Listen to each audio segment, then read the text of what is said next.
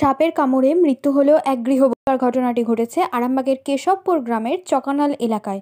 মৃত গৃহবধূর নাম মালা রানী উলাল, বয়স 36 বছর। জানা গেছে, রবিবার দুপুরে মালা দেবী মাঠ থেকে গরু আনতে গিয়েছিলেন। সেই সময় জমির আলে একটি বিষধর সাপ তাঁর বাঁ পায়ে কামড়ে দেয়। এরপর পরিবারের লোকজন তাকে উদ্ধার করে আরামবাগ প্রফুল্লচন্দ্র সেন মেডিকেল কলেজ হাসপাতালে ভর্তি করেন।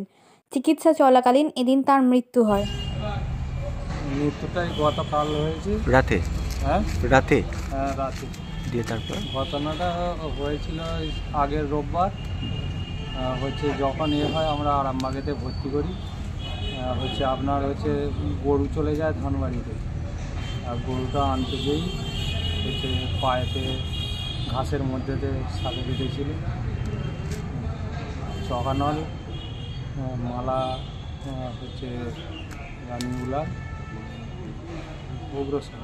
আমাদেরকে উনি তো অজ্ঞান হয়ে গিয়েছিলেন, সঙ্গে অজ্ঞান হয়ে গিয়েছিলেন। পাড়ার একজন পাশ দিয়ে যাচ্ছিল, উনি দেখেছিলেন। উনি তুলে নিয়ে যে বাড়ির লোকের দিকে ডেকে নিয়ে এসে হাসপাতালে ভর্তি করেছিল। মুখ দিয়ে রক্ত বমি হচ্ছিল। রানী উলাল, বাড়ি চকানল, মলয়পুর 2 নম্বর পঞ্চায়েতে, চকানল গ্রাম। আমি জামাইবাবু। আমার নাম রাজকুমার ঘোষ। একটি ছেলে, একটা মেয়ে ছিল। মেয়েটা আগেই মারা গেছে।